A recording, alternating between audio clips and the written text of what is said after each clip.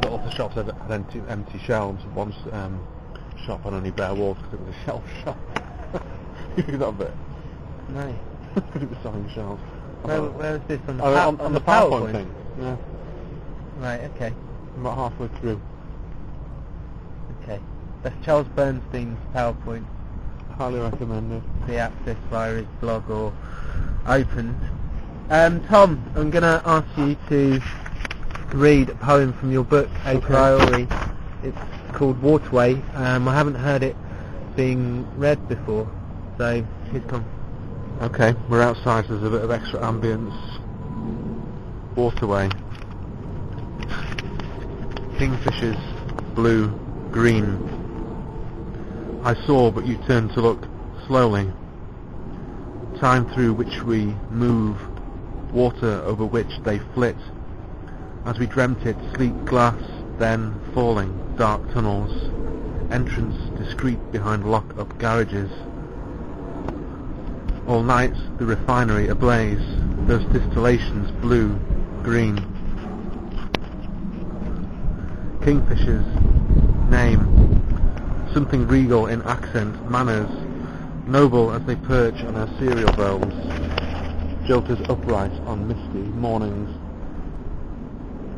The outfall like waking from a nightmare. We talked for a while and returned to our desks. In your in-tray a feather, blue, green. In my out-tray a map of relevant conduits. To you I say, PM by a back channel.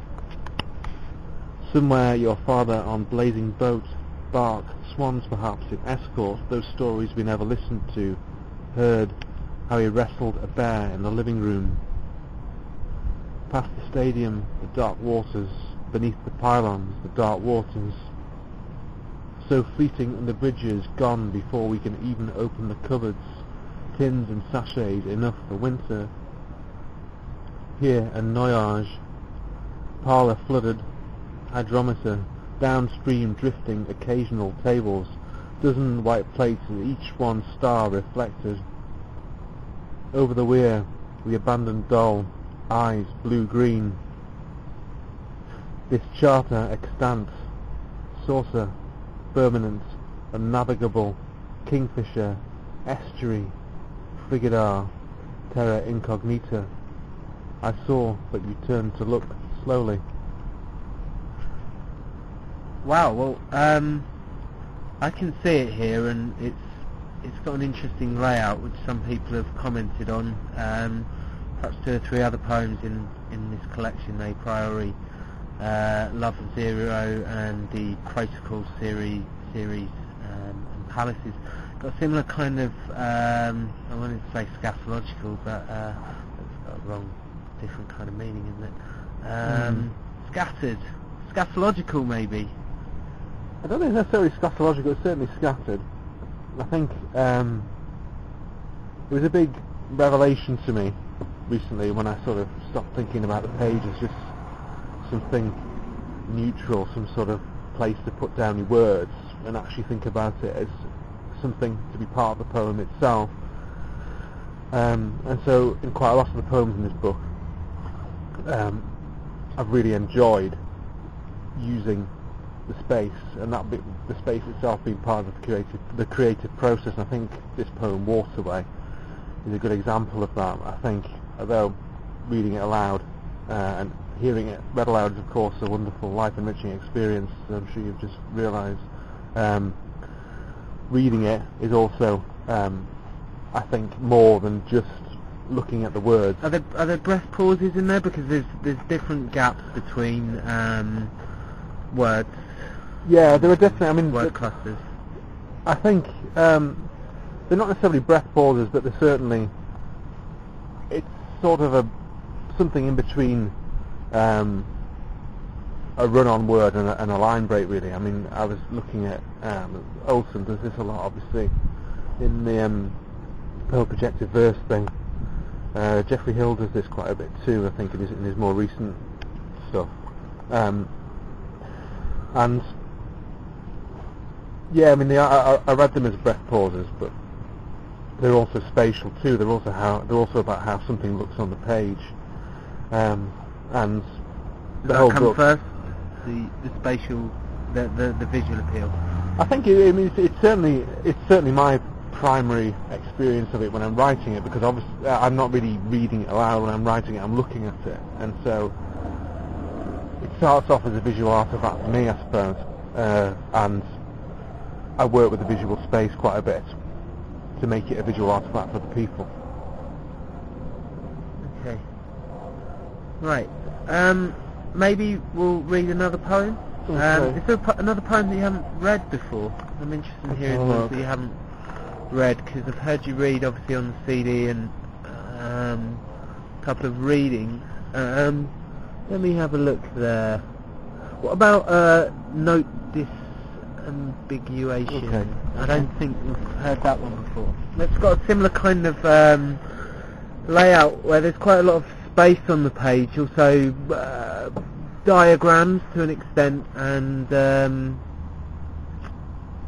lots of space. So let's have a listen to it. Yeah, the title, just note on disambiguation, it's sort of, if you've ever used Wikipedia, is what you'll see if there are more than one entries for a particular word or phrase. So this is sort of, that's what the title comes from. Note disambiguation. Yes, I would like to come to dinner on 5th, or maybe sexy breakfast. Yes, today I ate 15 slice plums in icebox refrigerator. On TV it say you can see stars, Pleiades hung in silver birch. Empty. This one fallen. No pleasure, just ideas, avoidance, but I have invented new notation. Underline equals impacto. Excise here. Missingness, state of absence, indicate manifestation. I am here, but you? Yes, I would like to come to dinner, correct. I bring wine from Egypt, angel delight, butterscotch. Maybe. And where is this ever-widening universe are we all headed to? Map equals liminal, luminal. Utilize space. If stand still, it easy to perceive. Light, granules. Stop. Do not read this. That's great.